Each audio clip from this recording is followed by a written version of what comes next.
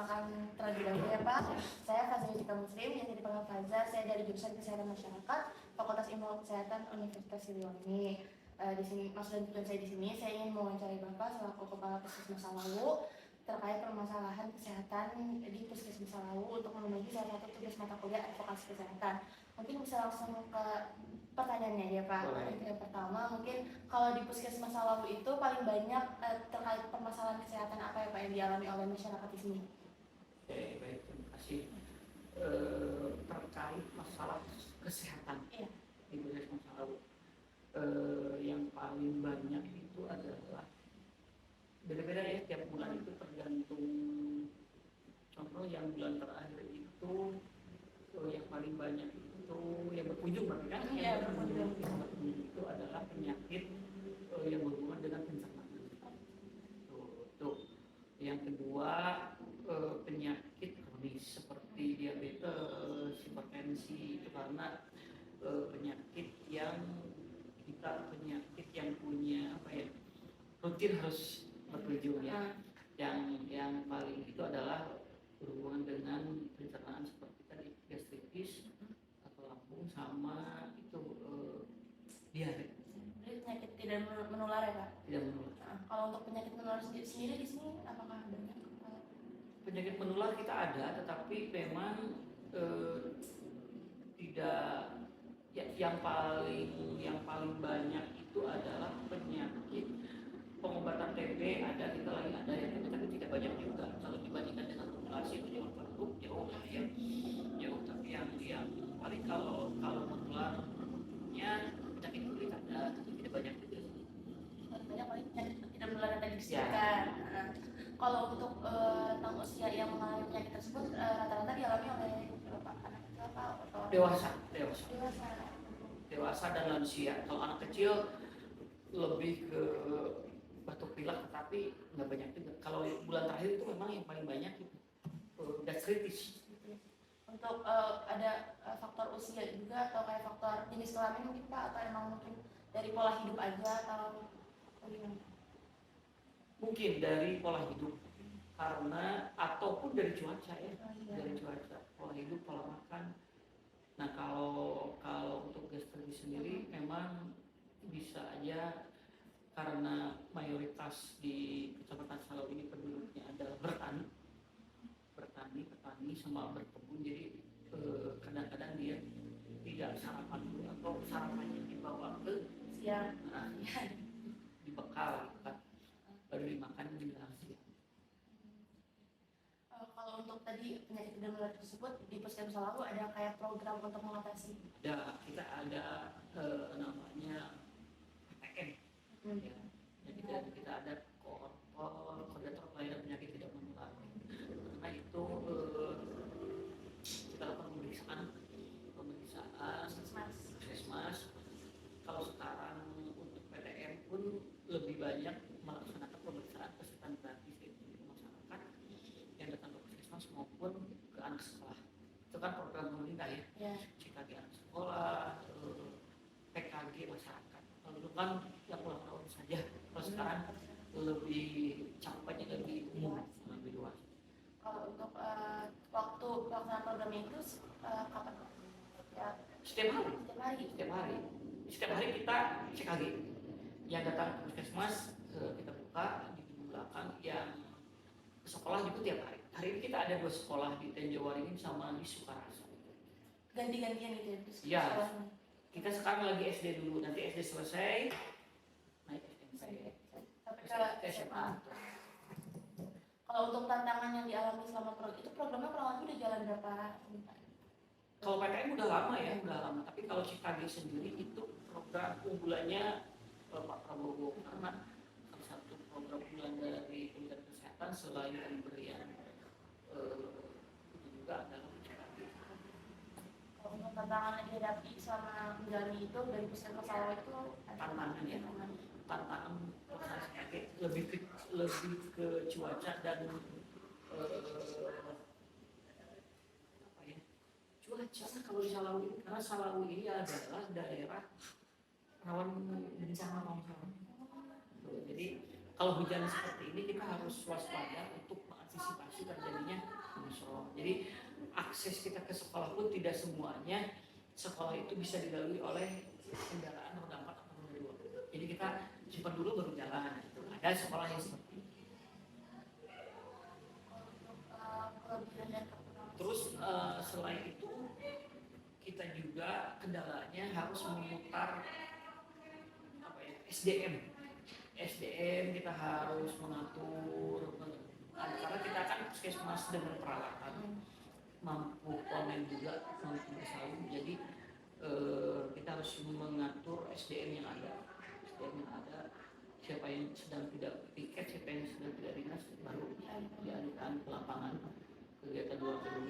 Nah selanjutnya juga dengan BMHP karena namanya PTN atau CKG ini kita memerlukan bahan medis habis pakai seperti pemeriksaan kolesterol, gula darah, asam urat, itu harus banyak, harus disiapkan di rumah.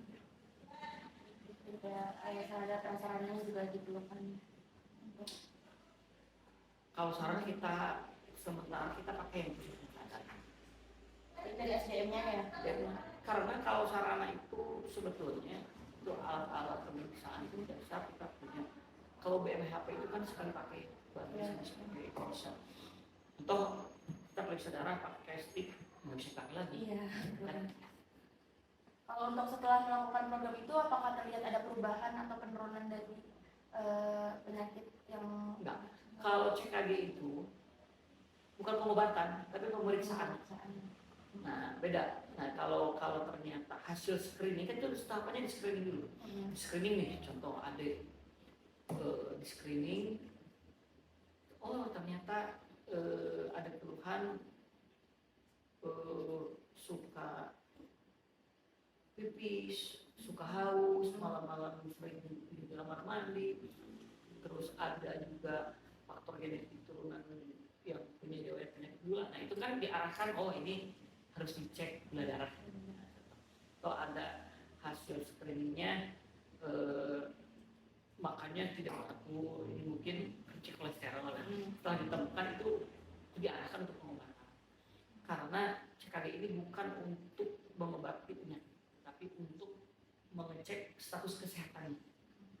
Apakah matanya bagus, apakah kesehatan lidah dan mulutnya bagus, apakah pendengarannya juga bagus, apakah matanya juga bagus. Nah sekolah kan iya, berarti dicek ke anak sekolahan apabila ada keluhan seperti yang tadi disebutkan, baru diarahkan untuk melakukan pengobatan sesuai dengan gejala yang mereka alami.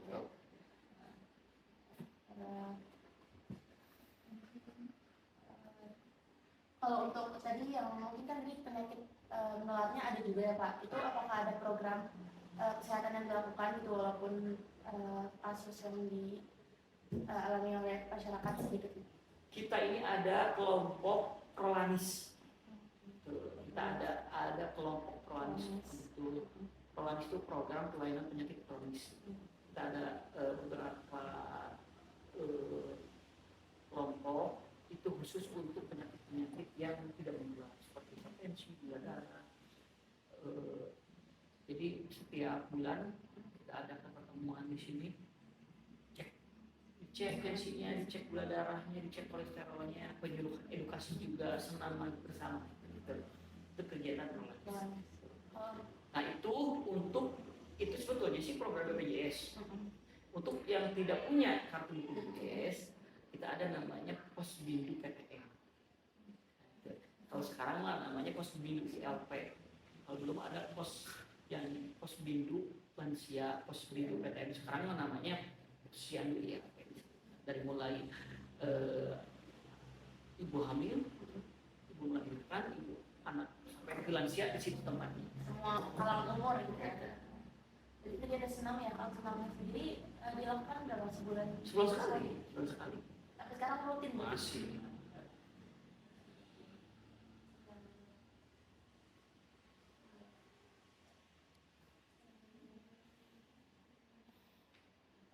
Sebelum program-program yang tadi sudah disebutkan, apakah jika dibandingkan dengan program sebelumnya gitu, apakah program ini sudah menurut Bapak sudah kayak sesuai atau ada perkembangan dari lebih baik dari program sebelumnya? Harusnya Jadi yang namanya program dibuat itu adalah hasil evaluasi dari program sebelumnya. Gitu.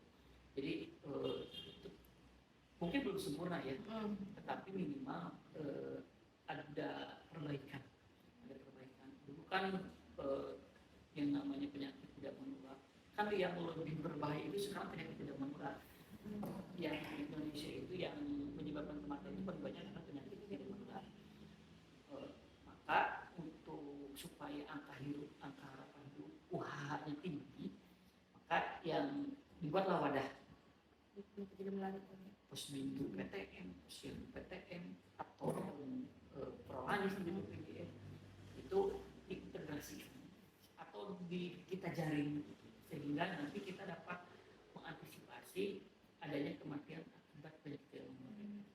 Kan banyak anak kecil yang masih kecil lebih harus waspada.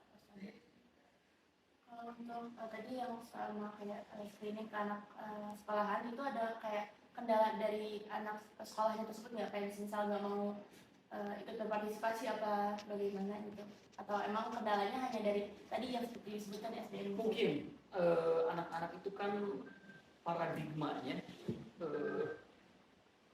masih dulu itu kalau lihat dari puskesmas itu mau dikulis tau nggak dikulis itu di imunisasi ya. Itu kan ya padahal itu kita, tapi alhamdulillah kalau sekarang kita tidak menemukan lagi anak yang pura-pura sakit atau takut. Sekarang itu anak-anak itu riang, kadang-kadang itu riang, tidak kelihatan sakit, tidak kelihatan takut, jadi riang diperiksa. Karena ini kan biasanya kita ke anak sekolah itu kan pemeriksaannya setahun itu 2 kali, penjaringan sama berkala. Tapi tidak pada semua murid, hanya anak kelas 1 saja, sampai SD, SMP, SMA. Nah sekarang itu kan semua dilakukan pemeriksaan dari mulai rambut sampai ujung kaki. Terdata juga ya? Terdata lah, itu kan harus menjadi datanya kita buat kita menentukan, oh sekolah ini itu kita harus feedback, raport kesehatannya harus dikasihin ke sekolah. Nih ibu hasil pemeriksaan kemarin siswa kelas ini penyakitnya besarnya ini, siswa atas nama A yang ininya harus ditambah, ini harus disambungkan. Siswa ini ternyata banyak kutunya, siswa ini ternyata tidak melihat dengan jelas, harus diperiksa lagi. Nah, harus pakai kacamata kan gitu. Dari situ nanti tidak hanya jadi objek pemeriksaan saja. Jadi ada feedback, jadi bisa langsung kayak puskesmas masalah gitu buat mengobati atau gimana. Mungkin untuk wawancaranya seputar itu aja sih Pak. Kurang lebih terima kasih banyak atas waktunya. Mohon maaf kalau menunggu waktunya Pak.